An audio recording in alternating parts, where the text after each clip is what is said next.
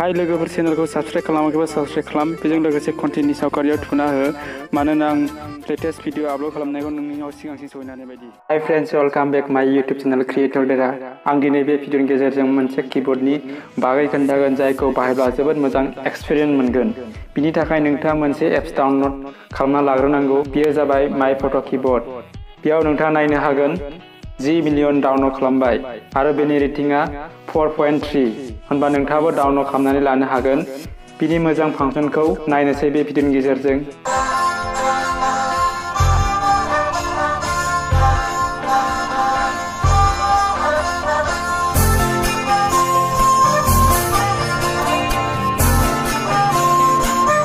गिबियावनो बे एप्सखौ एक्टिभ खालामनानै लानांगौ गावनि मबाइलाव।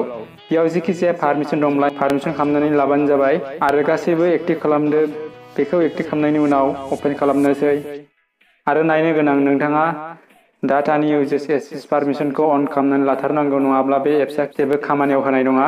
अब्ला बेखौ माबोरै बाहायनो बिनि सिगां आं माखासे प्रसेस एबा फांसन खोन्थागोन। गिबियावनो प्रसेस एबा फांसना जाबाय बेखौ नोंथाङा गुबुन महराव कास्टमाइज खालामनो हायो एबा बिनि प्रटेक्ट थीमखौ गुबुन रोखोमै सोलायनो हायो। बेबायदिनो लेन्डस्केपखौबो सोलायनो हायो। बेयाव गावनि फट' दोननानै लानो हायो नोंथांनि गोसो बायदि बे थीमनि सिङावनो। अब्ला आं फट'खौ होबाय। नोंथाङा कीबोर्डआव फट' नुबाय जानांगौ। बेजों लोगोसे बे हांखोखौ सोलायनो हायो। नोंथाङा गोसो बायदि सोलायनो हायो जायखौ नों मोजां मोनो बेखौनो। बिनि गुबुन मोनसे प्रसेसआ जाबाय बिनि थीम। कीबोर्डआव थाखानाय थीम मोनखायो। नोंथाङा जायखौ मोजां मोनो बेखौनो एप्लाइ खालामना लानो हायो। बिनि उनाव मोनसे अपसन बेयो जाबाय बिनि सिङाव मोनगोन कीबोर्ड जिप। आं बेखौ एक्टिभ खालामनानै लाबाय। नायनायाव जोबोद मोजां नुयो। बिनि उनाव जोबथा प्रसेसआ जाबाय इंलिश ट्रेन्सलेसन। नोंथाङा बेयाव जायखिजाया लेंगुवेजखौ माबा मोनसे लेंगुवेजाव सोलायनो हायो। आं हेल' लिरबाय, बियो बिदि फैबाय। अब्ला बियो जोबोद मोजां।